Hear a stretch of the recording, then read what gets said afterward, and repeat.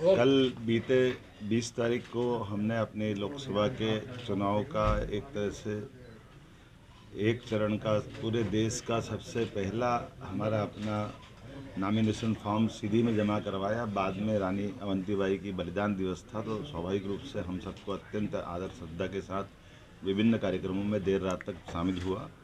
मुझे इस बात का संतोष है कि हमारा ये पूरा वीरों का क्षेत्र, खास करके गोंडवाना के काल से लगाकर उसके पूर्ववर्ती काल में, जिसने सदैव आज़ादी की अलग जगाई, और अभी वर्तमान में यशस्वी प्रधानमंत्री श्रीमान नरेंद्र मोदी जी के नेतृत्व में हमने अपनी नई शिक्षा नीति 2020 का भी जो प्रदेश में देश में सबसे पहले लागू किया, उसका परिणाम है कि हमारे सारे महापुरुषों को हमने पाठ्यक्रम में स्थान दिया। रानी अवंतीबाई के नाम पर भी सागर में विश्वविद्यालय खोला हमने। पहली कैबिनेट जबलपुर से मेरा अत्यंत आत्मीय लगाव है, कॉलेज जीवन से एक विशेष स्नेह जैसे किसी नगर से बजाता है। मैं इस बात को महसूस करता हूँ कि इसीलिए हमने अपनी पहली कैबिनेट भी हमारे मित्रों के साथ, माननीय राकेश जी, माननीय अशोक रोहानी जी और सारे मित्रों के साथ हमने जब पहली कैबिनेट की थी, और हमने रानी दुर्गावती, रानी अवंतीबाई को स्मरण किया था।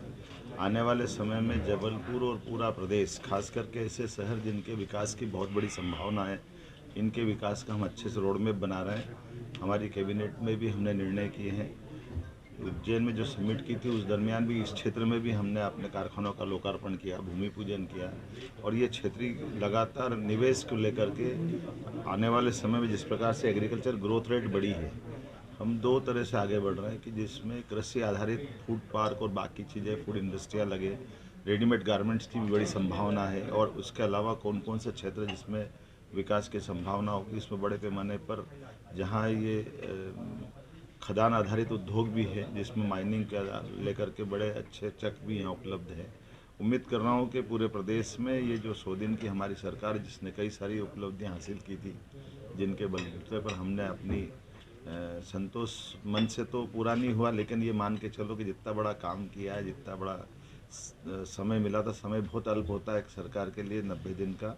ऐसे में सरकार का गठन, मंत्रिमंडल का गठन, तमाम प्रकार की बदलाव के बावजूद भी हमें संतोष है। यशस्वी प्रधानमंत्री ने जो हम सबको मार्गदर्शन दिया, हम उनके नेतृत्व में इस चुनाव की तरफ बढ़ गए हैं, और जिस प्रकार से जनता का रिस्पांस मिल रहा है वो काबिले तारीफ़ है। निश्चित रूप से हमारे इस माननीय मोदी जी का जो लहर चल रही है, ये हालत है कि कांग्रेस को प्रत्याशी भी नहीं मिल पा रहे। आज की स्थिति में जब हमने सारे प्रत्याशी लगभग 10 दिन पहले डिक्लेयर कर चुके कांग्रेस को, आज सारे बड़े बड़े महानगर से उनकी सीटों पे कोई प्रत्याशी नहीं मिल रहे।